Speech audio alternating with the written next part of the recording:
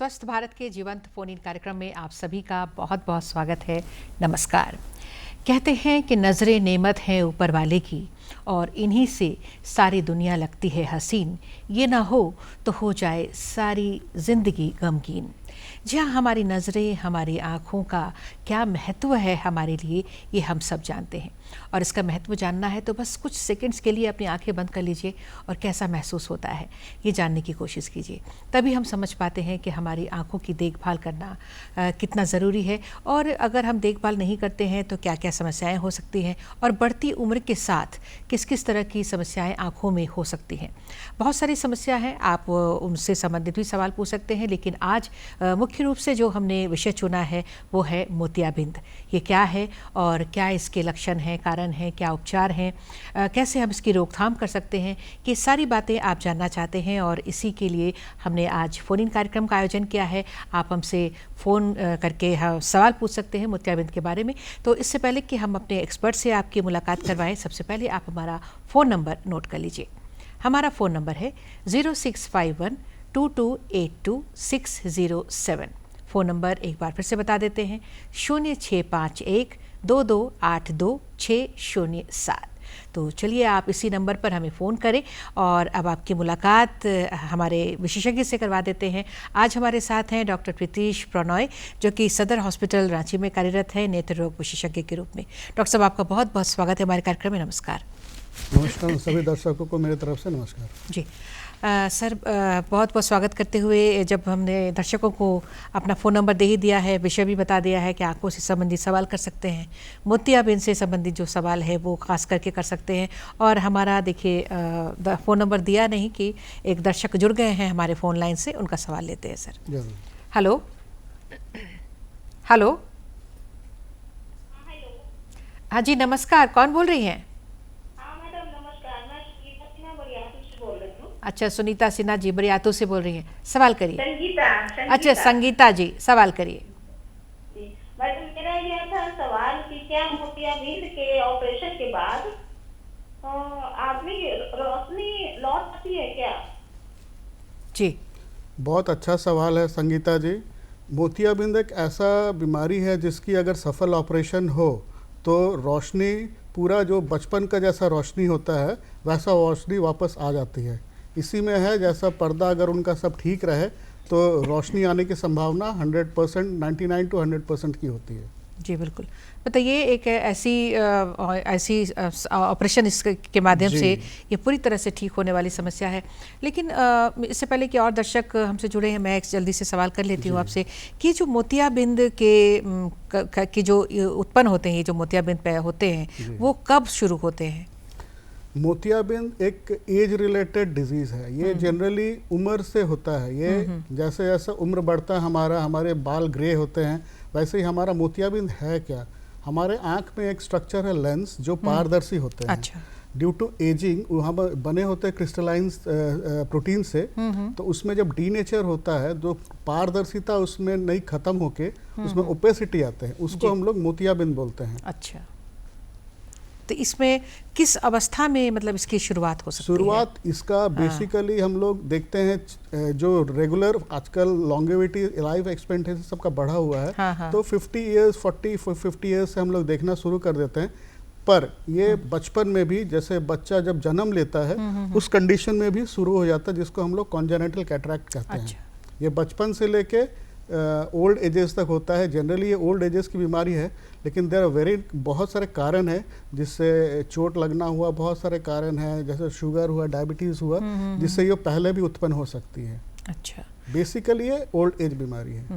लेकिन कभी भी, जैसे आपने कहा कि बच्चों में भी हो सकती है। बच्चों में भी हो सकती तो है। ये मतलब क्या ये आनुवांशिक भी हो सकता है? ये क्या जेनेटिक है? हाँ। कुछ अंश इसका जेनेटिक है, जिसको हुआ और आजकल तो ये होता ही है, ये सबको होगा। ये ऐसा बीमारी है, जैसा हमारा उम्र बढ़ता है, ये सबके उम्र बढ़ेंगे तो मोतियाबिंद सबकी आंखों में होगी। अच्छा, सबकी आंखों में होता है? सबकी आंखों में होगी, तो आज नहीं तो कल सबकी आंखों में होगी। मतलब ये है कि किसी को परेशान कर सकता है या किसी को नहीं, ऐसा भी कुछ? ऐसा होता है कि किसी को जल्दी हो जाता है, किसी को लेट स्टेज में हो जाता है। जैसा विदेश में देखते हैं जहाँ पर ये कंडीशंस बहुत लेट स्टेज में होता है। अच्छा। अमेरिका हुआ, यूरोप हुआ, जो भी डेवलप्ड कंट्रीज हैं वहाँ पर उनकी जो आने की संभावना थोड़ी सी लेट स्टेजेस में होती है।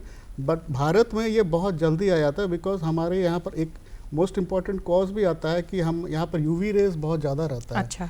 तो यहाँ पर हमारे आने की चांस 50-60 से आना शुरू हो जाता है। तो इसमें शुरू में पता चल पाता है क्या, मतलब क्या लक्षण, कैसे शुरुआत होती है इसकी, कैसे पता लगता है? ये सर ये हम आपसे जानेंगे इसका जवाब। एक दर्शक जुड़ गए हैं, उनका सवाल लेते हैं। हेलो। हाँ जी नमस्कार, कौन बोल रही हैं? हाँ, मेरा नाम शालू है, रांची से बोल रहे हैं। हाँ शालू जी रांची से बोल रही हैं, सवाल करिए। मेरा पूछना है कि क्या ये मोतियाबिंद किसी भी एज में हो सकता है, कि इसका कोई मतलब होता है कि नहीं इस टाइम से आपको परहेज में रहना है, थोड़ा आयुर्वेद वगैरह का ज्यादा केयर करना है? जी जी जी, इस पे अभी चर्चा कर ही रहे थे। हाँ, लेकिन हाँ, ये अभी मैडम से चर्चा हो ही रहा था। ये जनरली ओल्ड एज बीमारी है, लेकिन इसके छोड़ के भी बहुत सारे कारण हैं जो बचपन से लेके एट द एज ऑफ 40 तक में भी हो सकता है। किसी को अगर चोट लग गया हो, तो अगर 12 साल है, 14 साल है, गुल्ली डंडा से लग गया हो, फायर क्रैकर इंजरी हो, तो उसको ट्रॉमेटिक कैटरेक्ट होगी। किसी को अगर डायबिटीज़ हो रहा है तो उसको बहुत जल्दी 40 से दिखना शुरू हो जाता है। या फिर कोई ऐसे दवाई खाते हैं जैसे कॉर्टिकोस्टेरॉइड्स हुआ, ये सब कंडीशंस है जिसमें हम लोग जो उम्र से है उससे पहले भी ये आने की संभावना बढ़ जाती है। जी जी, मतलब बहुत सारे कारण हैं। बहुत सारे और ऐसे अगर उम्र की बात करते हैं तो वो फिर 50 से हम लोग अंदाजा मान के शुरू करते हैं कि आँख में आना उत्पन्न होना शुरू हो जाता है। और भी जो कारण जैसे आपने बताया, चोट भी हो सकते हैं, कई तरह की चीज़ें हो सकती हैं। तो वैसे में एक बार परहेज जैसे कि बात कर रही थी शालू जी कि मतलब इस तरह के हालात अगर हो, चोट लगने की या कुछ, तो कैसे बचे? जैसे फायर क्रैकर में हम लोग जब भी होता है, दिवाली होता है, उसमें हम लोग बोलते हैं कि आंखों की रक्षा ठीक से करे, दूर से जलाए, अपने आप को बचाए, प्रिवेंशन है। हमारा डायबिटीज़ है तो डायबिटीज़ को हम लोग उसको कंट्रोल में रखें। हमारा जैसे एक्सपोजर से अल्ट्रावायलेट एक्सपोजर है तो हम ऐसा कुछ काला चश्मा पहने जिससे हमारा ज़्यादा एक्सपोजर ना हो। ये सब कुछ कंडीशंस है। हमारा जैसे और रिस्क फैक्टर्स जैसे जो ज़्यादा स्मोकिंग करते हैं, जो ज़्यादा अल्कोहल्स लेते हैं, वो सब कम करें, धूम्रपान कम करें, तो इससे हमारी कैटरेक्ट होने की संभावना बहुत हद तक थोड़ा उसको प्रोलॉन्ग कर सकते हैं, लेकिन उसको रोक नहीं सकते। होना तो सबको है, बिल्कुल होता है, लेट स्टेजेस में। बिल्कुल। और वही मैंने इस फोन से पहले आपसे सवाल किया था सर कि कैसे पहचाने, क्या लक्षण हो सकते हैं इसके? कैटरेक्ट की सबसे इम्पोर्टेंट लक्षण है कि स्वरूप, जैसे हम बताएं कि एक लेंस होता है जो पारदर्शी होती है, उसमें जब धब्बे आने लगते हैं तो वो दिखना कम हो जाता है। तो सिंपल क्वेश्चंस रहेगा पेशेंट के पास, जो आज हम देखते हैं 6 महीना बाद वो थोड़ा कम हो गया, इट्स अ पेनलेस, जैसा दर्द रहित दृष्टि कम, दोष कम होते जाएंगे, प्रोग्रेसिवली धीरे धीरे कम होता रहेगा। उसकी जो चश्मे की पावर है, ऑल्टरनेट बहुत जल्दी जल्दी चेंजेस आने रहेंगे। रात को जब भी हम ड्राइव करेंगे तो हमारा हैलोज दिखता है, जो लाइट दिख रहा है वो छितराया रहेगा। या फिर जो पोस्टीरियर सबकैप्सुलर कैटरेक्ट, तरह तरह के कैटरेक्ट होते हैं जो सेंट्रल होते हैं, उससे क्या होता है, ग्लेयर बढ़ जाएगा, ड्राइविंग होने में दिक्कत आएगी, पढ़ने लिखने में असुविधा होएगी। और सबसे इम्पोर्टेंट है जो क्लैरिटी ऑफ विजन है, वो क्लैरिटी नहीं रह के वो एकदम जैसा बादल जैसा होता है, क्लाउडी विजन हो जाता है। बिल्कुल बिल्कुल सर, हम ट्रांसपेरेंसी खत्म हो जाती है। बिल्कुल, ये चर्चा हम जारी रखेंगे। एक दर्शक जुड़ रहे हैं। Hello hello hello hello. हाँ जी नमस्ते, कौन बोल रही हैं? मैं रितु बोल रही हूँ, रितु सिन्हा। हाँ रितु सिन्हा जी, कहाँ से बोल रही हैं? रांची आपके अकेडमी से बोल रही हूँ। जी जी जी, सवाल करिए। हाँ, मैं ये जानना चाहती हूँ मैम कि मोतियाबिंद जो है, ये इससे बचने के क्या उपाय हैं? जी रितु जी, अभी थोड़ा देर पहले ही हमने डिस्कस किया कि ये उम्र के साथ धीरे धीरे होएगा ही, लेकिन कुछ कुछ फैक्टर्स है, जैसा रिस्क फैक्टर है, उसको हम लोग उस पर ध्यान देंगे तो मोतियाबिंद को थोड़ा दिन के लिए हम लोग एक्सटेंड कर सकते हैं। हो सकता है जो 55 साल में होने वाला था उसको हम 65 साल तक ले जा सकते हैं। जैसा धूम्रपान करना बंद करें, अपने डायबिटीज़ को मेंटेन रखें, अगर कुछ अल्कोहल कंजम्पशन करते हैं वो सब कम करें, अपनी बीमारी है बीमारी को कंट्रोल में रखें। हाइपरटेंशन और डायबिटीज़ दोनों कोरिलेट करते हैं, मोतियाबिंद से एसोसिएटेड रहते हैं। अगर वो सब को हम अपने कॉन्स्टेंटली चेकअप पे रखेंगे और उस पर ध्यान देंगे तो ऑलमोस्ट उसको थोड़ा प्रोलॉन्ग कर सकते हैं, उसको रोका नहीं जा सकता। बिल्कुल, मतलब होना तो सभी को है, जैसे डॉक्टर साहब कह रहे हैं, बस हम तो उसको थोड़ा ड्यूरेशन जो है वो आगे पीछे कर सकते हैं। पहले के ज़माने में हमारे दादा लोग को होता था कि बहुत लेट स्टेज में होता था, तो उन लोग का लाइफस्टाइल बहुत अच्छा था, खाते पीते थे, घूमते थे, तो उन लोग को मोतियाबिंद थोड़ा लेट होता था। आजकल हमारा लाइफस्टाइल थोड़ा चेंजेस हो गया है, सेडेंट्री लाइफस्टाइल हो गया, ज़्यादा काम करते हैं, कंप्यूटर्स में ज़्यादा रहते हैं, धूप धूल में ज़्यादा घूमते, तो ये तो फैक्टर्स है जो हमारा मोतियाबिंद को पहले करा बिल्कुल जो पहले हो रहा है और सबको होना ही है, इस तरह के सिचुएशन आ गए हैं। एक और दर्शक हमसे जुड़ रहे हैं सर, उनका सवाल लेते हैं। Hello, good afternoon ma'am. हाँ, गुड आफ्टरनून, कौन बोल रही हैं? प्रिया बर्मन, अपर बाजार। अच्छा, प्रिया बर्मन जी अपर बाजार रांची से बोल रही हैं। सवाल करिए प्रिया जी। ऑपरेशन के बाद मरीज को कितने दिनों तक सावधानी बरतनी चाहिए? प्रिया जी, बहुत इंपॉर्टेंट क्वेश्चंस है। मरीज का ऑपरेशंस तो हम लोग एज अ सर्जन करके छोड़ देते हैं, भेज देते हैं, प्रॉपरली उनको एडवाइस करते हैं, लेकिन घर में जाके उसकी जो केयर होती है वो बहुत इंपॉर्टेंट होती है। आँख को स्वस्थ रखने का या फिर उसकी लॉन्गेविटी, उसके कॉम्प्लिकेशंस को बचाने के लिए हम लोग पेशेंट्स के गार्जियन को हमेशा बार बार तोते की तरह बढ़ाते हैं कि ऐसा करना है, ऐसा नहीं करना है, कुछ कुछ प्रिकॉशंस है उसको फॉलो करनी है, कुछ कुछ गलतियां हैं जो नहीं करनी है। जनरली पहले से ही चला आता है, आँख हमारा बहुत कीमती ऑर्गन है, इसको हम लोग अगर आजकल नया नया नियम में वो 7 दिन 15 दिन बोलते हैं, लेकिन अभी भी हम लोग मान के चलते 1 महीना तक परहेज करनी बहुत आवश्यकता है। 1 महीना के बाद आँख पूरी तरह से स्वस्थ हो जाती है। जी, तो बहुत सारे जो परहेज़ की बात होती है तो ऑपरेशन के बाद डॉक्टर्स जो हैं वो बताते हैं मरीज को, उनके घर वालों को, और उन सारे परहेज जो भी सावधानियां हैं उनको अपनाना बहुत ज़रूरी है। और 1 महीने तक ये सावधानी अपनाएंगे तो बिल्कुल सब कुछ सही रहेगा, आपकी आंख हमेशा अच्छी रहेगी। जी बिल्कुल।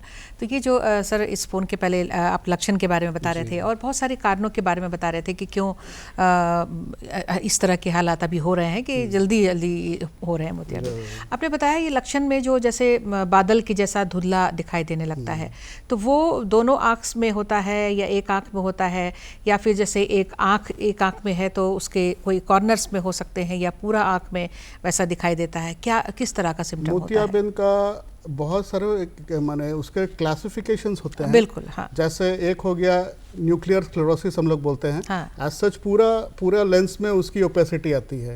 दूसरी आ गया कॉर्टिकुलर, जो आपका जो पेरिफेरी, जो लेंस एक गोलाकार होता है, पेरिफेरी से सेंट्रल की ओर आती है। और एक हो गया सेंट्रल, जो न्यूक्लियर होती है, वो बहुत डेंजरस होती है कि उसमें रोशनी और उसमें असुविधा पेशेंट को ज़्यादा होता है, क्योंकि वो पुतली के सामने होती है। और जब भी पुतली हम ब्राइट लाइट में जाएंगे या फिर अचानक रात को मूव कर रहे हैं, अब ब्राइट लाइट हमारे आँख में आता है तो पुतली हमेशा कंस्ट्रिक्ट करता है। जब भी पुतली कंस्ट्रिक्ट करेगा तो मोतियाबिंद सामने आएगा। तो लेंस का काम क्या होता है कि जो बाहर से लाइट आ रहा है उसको वो पारदर्शी लेंस के थ्रू जाके उसका एक इमेज फोटो बनता है रेटिना में। रेटिना जुड़ा रहता है हमारा ऑप्टिक नर्व से, जिसकी पिक्चर बनती है हमारी ब्रेन पे। तो प्यूपिल जब हमारा पुतली जब कंस्ट्रिक्ट करता है, मोतियाबिंद को ऑब्स्ट्रक्ट करता है, तो ये सब कंडीशंस में इमीडिएट सर्जरी कराना बहुत आवश्यकता है। और वो भी जो यहाँ पर ड्राइवर्स हुए जो ज़्यादा प्रोफेशनल है, पढ़ने वाले, जहाँ पर पढ़ाई करते हैं तो हमारी पुतली छोटी होती है, तो उस सब केस में जहाँ एज सेंट्रल कैटरेक्ट को हम लोग जितना जल्दी हटा दे वो पेशेंट के लिए अच्छा होता है। बिल्कुल। तो ये जो सेंट्रल कॉन्ट्रैक्ट के बारे में आपने बताया सर, अभी और भी हम इसके कारणों पर और प्रकार पर जाएंगे। एक दर्शक जुड़ रहे हैं। हेलो, हाँ जी, नमस्कार, कौन बोल रहे हैं? पारसनाथ यादव जी, कहाँ से बोल रहे हैं? दिल्ली से बोल रहे हैं जी। सवाल करिए पारस जी। मैं दिल्ली से बोल रहा हूँ। जी, आप टीवी का वॉल्यूम थोड़ा कम कर लें और हमें अपना सवाल बताएं। हाँ, हमको ये पूछना है कि मोतियाबिंद 2 तरह का, मोतियाबिंद जो है सो 2 तरह का होता है, काला मोतियाबिंद। दोनों में क्या फर्क है, कितना परेशानी किसमें होती है? ये यादव जी, ये जो मोतियाबिंद है, एक सफ़ेद मोतियाबिंद बोलते हैं और एक काला मोतियाबिंद बोलते हैं। आपका सवाल बहुत स्पष्ट है। ये 2 बीमारी है। सफ़ेद मोतियाबिंद की चर्चा हम लोग कर रहे हैं, जिसमें होता है कि जो हमारा रोशनी जो है ना, हम ऑपरेशन के बाद उसको वापस पाते हैं। और काली मोतियाबिंद होती है हमारी नस की बीमारी, जो हमारे आँख में हमारे एक्वस फॉर्म करते हैं, जिससे हमारा एक प्रेशर बनता है आँख के अंदर, जिसको हम लोग इंट्राओकुलर प्रेशर बोलते हैं। शरीर में जैसा रक्तचाप होता है, आँख में वैसे इंट्राओकुलर प्रेशर बनते हैं। जब वो हमारे जितना बनते हैं वो एंगल्स के थ्रू आँख के स्ट्रक्चर्स में डिसॉल्व हो जाते हैं। जब वो जो मैकेनिज्म निकलने वाला बंद होता है तो हमारा फ्लूइड आँख में जमा होने लगता है। उस फ्लूइड जमा होने से हमारे नसें पे उस पर दबाव पड़ती है। जब नस पे दबाव पड़ता है तो हमारे जो सेल्स हैं नस के वो डेड करते हैं, तो वो प्रोग्रेसिव ब्लाइंडनेस है। काला मोतियाबिंद में जो रोशनी जाती है उसको हम लोग वापस नहीं गेन कर सकते हैं, उसको ग्लोकोमा बोलते हैं। लेकिन सफ़ेद मोतियाबिंद ऐसी बीमारी है जो जितनी भी रोशनी हमारे आज कम दिख रहा है, अगर हम कल ऑपरेशन करते हैं, हमारा पर्दा या फिर हमारे नसें ठीक है, तो रोशनी जैसा पहले 16 साल 18 साल में हम देखते थे वैसे रोशनी हमें वापस मिल जाती है। This is a progressive disorder जो काला मोतियाबिंद है। और कैटरैक्ट जो है वो प्रोग्रेस नहीं करते, वो रोशनी हमको वापस अपने पास मिल जाती है। बिल्कुल, मतलब ये जो पूरी तरह से स्पष्ट आपने कर दिया है इनको, पारस जी को, कि भाई ये हम जिस मोतियाबिंद की बात कर रहे हैं वो सफ़ेद मोतियाबिंद है और इसी के कई प्रकार होते हैं जो कई लक्षण हैं। और काला मोतिया जो है वो बिल्कुल इससे अलग समस्या है। सुनने में एक मोतिया शब्द जो है वो कॉमन करता है, लेकिन वो ज़्यादा खतरनाक होता है। काला मोतियाबिंद आँख के लिए ज़्यादा खराबी करता है, ज़्यादा खतरनाक होता है और उसके चलते अंधापन भी हो सकता है, आंखों की रोशनी वापस नहीं मिलता है। और वापस नहीं होता है। और मोतियाबिंद है कि आप स्टेजेस में जाते हैं तो रोशनी वापस हो जाती है। पेशेंट बहुत खुश होता है ऑपरेशन के बाद, जो कुछ नहीं देखते हैं। 80 साल की लेडी बूढ़ी हमारे हॉस्पिटल में आती है, 90 साल की चल नहीं पाती है, जिसको पकड़ पकड़ के लाते हैं। दूसरा दिन जब पट्टी खोलते हैं बहुत सुंदर एक स्माइल देके जाते हैं, तो वो सेटिस्फैक्शन बहुत अच्छा बिल्कुल बिल्कुल बिल्कुल हंस के जाती है, दो आशीर्वाद देके। जी बिल्कुल। एक और दर्शक जुड़ रहे हैं, उनका सवाल लेते हैं। Sir hello. हेलो। हाँ जी नमस्कार, कौन बोल रही हैं? हाँ मैं सीमा बोल रही हूँ पटना से। अच्छा सीमा जी पटना से बोल रही हैं, सवाल करिए सीमा जी। हाँ good afternoon sir. Good afternoon. ये कैटरैक्ट से रिलेटेड नहीं है मेरे को। मैं 72 ईयर्स ओल्ड लेती हूँ और मुझको मेरा आँख बहुत प्रिकिंग पेन होता है सर। टीयर ड्रॉप यूज कर रहे हैं लेकिन 1 साल से देख रहे हैं बहुत प्रिकिंग पेन होता है, स्पेशली लेफ्ट आई में। अभी तो देख रहे हैं राइट आई में भी हो रहा है सर। जी जी जी सीमा जी, ये प्रिकिंग पेन का तो बहुत सारे कारण होते हैं। वो तो आपके जो ट्रीटिंग डॉक्टर पटना में दिखाते होंगे, आपसे डिस्कस किए होंगे। तो आप अभी जैसे आप लुब्रिकेटिंग का बात कर रहे हैं, वो one of the most important cause तो वो बोलते हैं कि ड्राइनेस से हो रहा है, जिसकी आप इलाज करा ही रहे हैं। Other than that pricking pain होता है कि अगर किसी को आंख में सूजन आ गया या फिर इन्फ्लेमेशन है या फिर इन्फेक्शन आ रहा है, तो वो अनटिल अनलेस हम लोग उसको जांच करें उसके बारे में चर्चा नहीं कर सकते हैं। तो आपके जो ट्रीटिंग डॉक्टर है उनकी एडवाइस को फॉलो करें। मतलब ये इनकी जो समस्या है वो बिना देखे नहीं बहुत सारे कारण है उस जी जी जी बिल्कुल। तो कारणों को जानने के लिए एक बार आंखों को देखना भी जरूरी है। तो इनके लिए वही अच्छा होगा जो भी निकटतम जो आई स्पेशलिस्ट हैं उनको दिखा लें तो इनके लिए ज़्यादा बेहतर होगा। तो डॉक्टर साहब हम लोग बात कर रहे थे, जैसे अभी तो बहुत अच्छा सवाल किया था कि सफ़ेद मोतिया, और ये बहुत लोगों को होगा ये कन्फ्यूज़न सफ़ेद मोतिया और काला मोतिया में। जी बिल्कुल। सफ़ेद मोतिया तो मैडम दिख जाता है, बोलते हैं इट इज विजिबल, आपको सिम्टम्स बता रहे हैं। जी जी। काला मोतियाबिंद को इसलिए भी खतरनाक बोलते हैं, इट इज इनविजिबल डिजीज। वो बने नस ऑलमोस्ट 70-80% खराब होने के बाद पेशेंट हमारे पास आते हैं जब उसकी 80% की रोशनी पूरी खत्म हो जाती है। अच्छा। अब उस केस में जो 80% रोशनी गया है उसको हम वापस नहीं ला सकते। लेकिन वही है, अगर आप सही टाइमली पहुंच जाते हैं तो आप उसको रेस्ट्रिक्ट कर सकते हैं। आप एक पर्टिकुलर सेगमेंट पर्टिकुलर पॉइंट पे उस आपके नशे को रोक सकते हैं थ्रू मेडिसिन। आप उसको बचा सकते हैं, उसको रिवर्ट बैक नहीं कर सकते। बिल्कुल बिल्कुल। तो ये जो ऑपरेशन की बात हम लोग कर रहे हैं कि रोशनी वापस आ जाती है, मोतियाबिंद की जो बात कर रहे हैं हम लोग, तो वो उसके लिए भी कोई एक जैसे एक बार पता चल जाता है कि हाँ मोतियाबिंद की समस्या है, तो उसके बाद ऑपरेशन तुरंत होता है या थोड़ा रुकना पड़ता है या कैसे होता है, इस पर हम चर्चा करेंगे। सर एक दर्शक जुड़ रहे हैं, उनका सवाल लेते हैं। हेलो। हाँ जी नमस्कार, कौन बोल रही हैं? हाँ नमस्कार, मैं रोशनी बोल रही हूँ। हाँ रोशनी जी, कहाँ से बोल रही हैं? मैं रांची से बोल रही हूँ। जी जी जी, सवाल करिए रोशनी जी। मेरा सवाल है मैम, हाँ। कि मोतियाबिंद क्या होता है और ये क्यों होता है?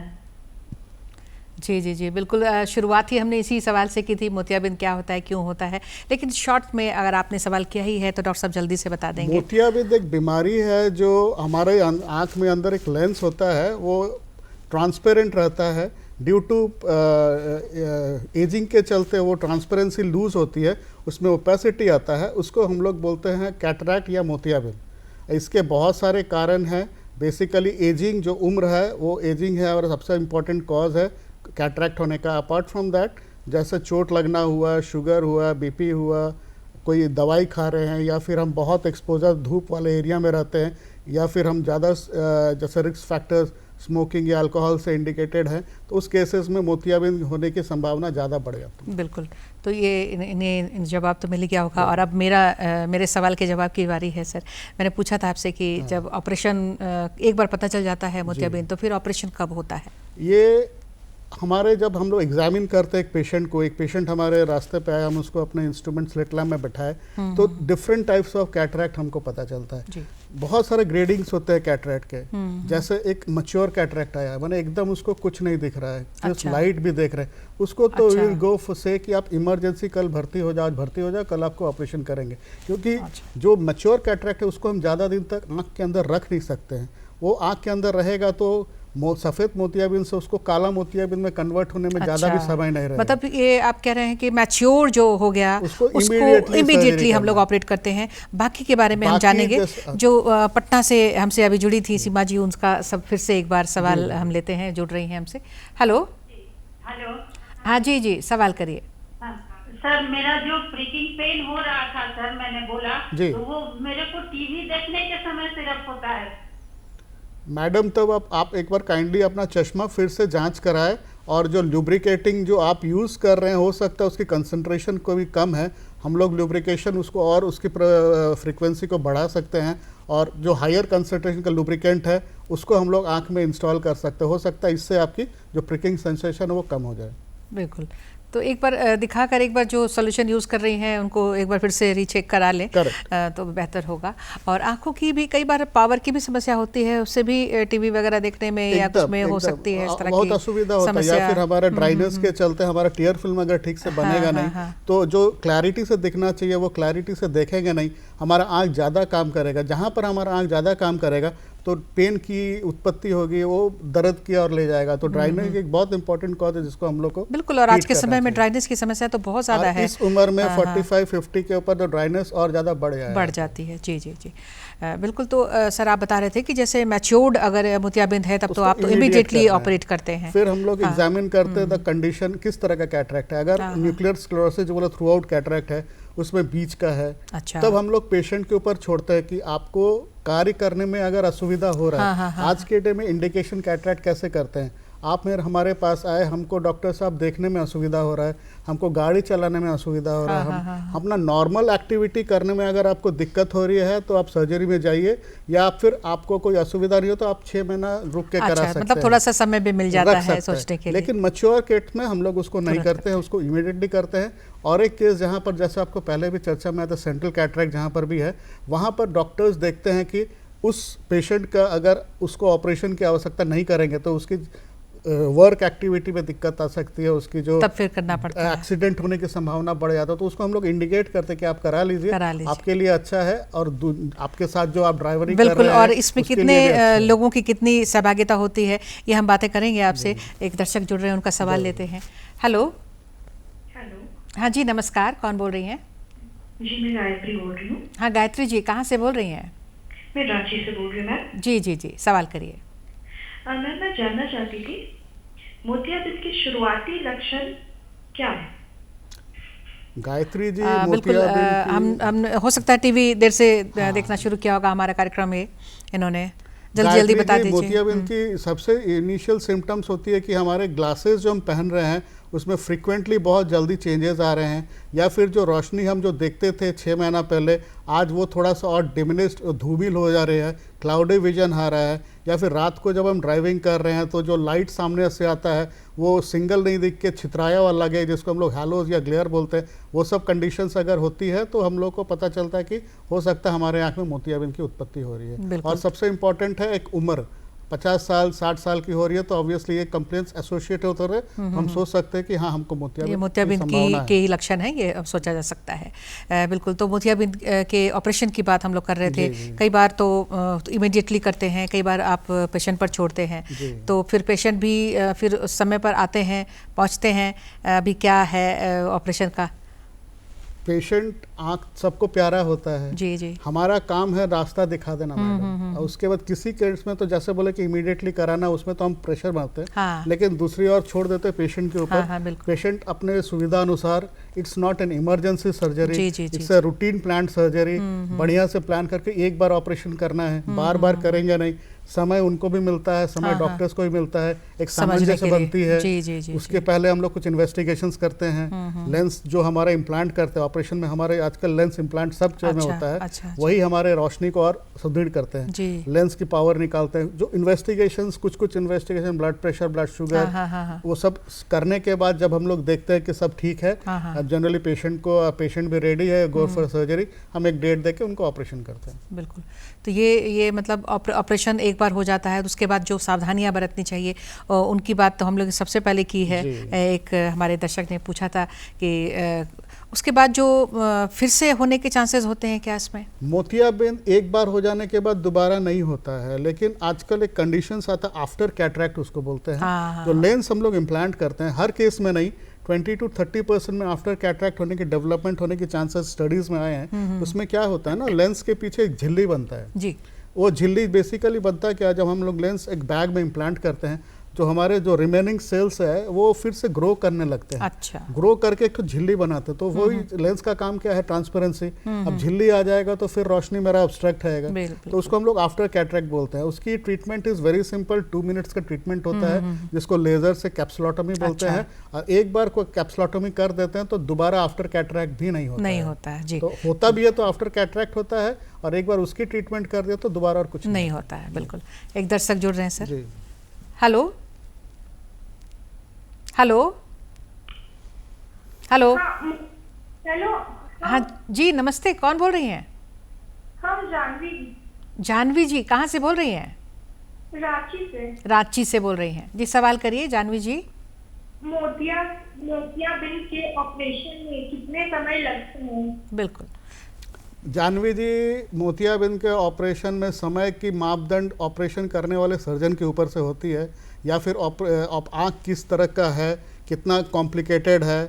जनरली ये 5 मिनट से 2 मिनट 5 मिनट से शुरू होकर 15-20 मिनट तक का एक टाइम लिमिट होता है। आजकल ऑपरेशन इतना अच्छा और इतना टेक्निकली इतनी स्ट्रांग हो गई है कि बिना चीरफाड़ के, बिना इंजेक्शन दिए, जस्ट ड्रॉप दे के हम लोग इसको 5 से 10 मिनट में ख़त्म कर देते हैं।